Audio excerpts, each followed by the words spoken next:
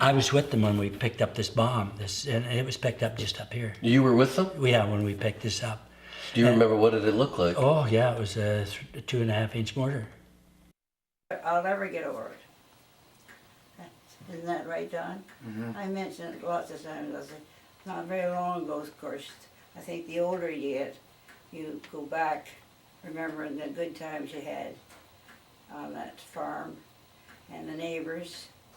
And I said to Don the other day, I'd sure love to go up to Cape Rich, because it's about the only thing that you drive in there, and it does, other than the cottage are burnt down, yours and your Aunt May's.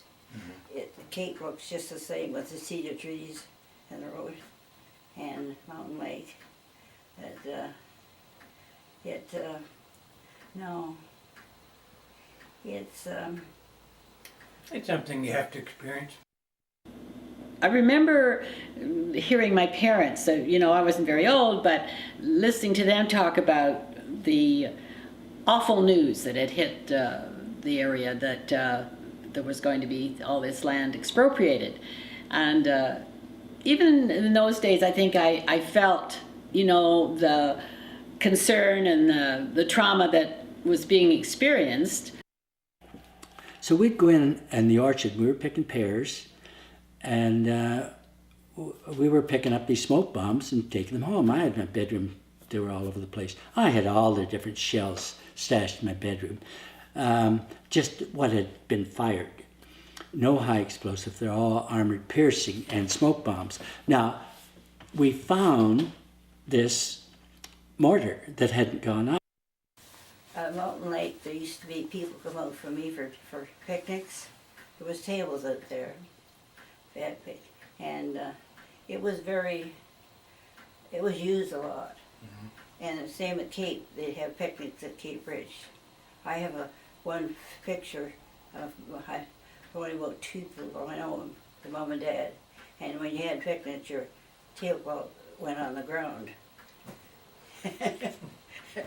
And Got to defend yourself here.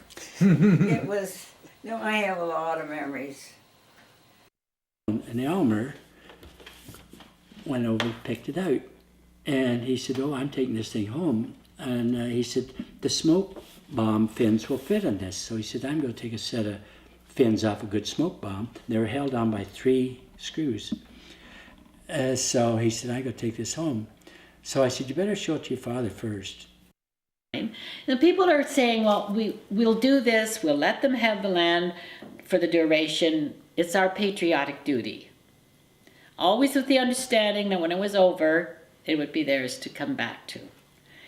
But you see, that was all not to be and never was to be.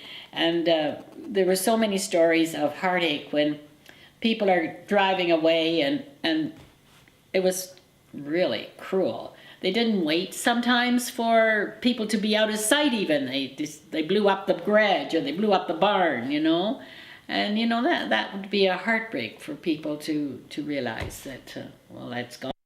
There's 200 acres there. And up in here on the Mountain Lake, there was 190 there, no, 140. It's 132 there. And we pulled up in front of the house, and or on the road, and the chief of police in Meaford was there, and he says, "You guys get away from here." And I said, "Well, this is family." And he says, "Well, you can go on in." I said, "No, I'm going home. I couldn't bear to look at it." I went down the next day and had a look, and you just think somebody sprayed them on the ceiling like that. They put the 2 of them in the one box. There was just the torsos from here down. I guess they're over the table like this. Now this, when it exploded, my sister was over doing the dishes on the stove. Right. And she just got loaded with shrapnel. And It's one of the things that happened, and there's nothing we can do about it, or couldn't do it then, can't do it now. It was a necessity that the government decided was necessary to do it, and that was the end of the story. That was it. That was it.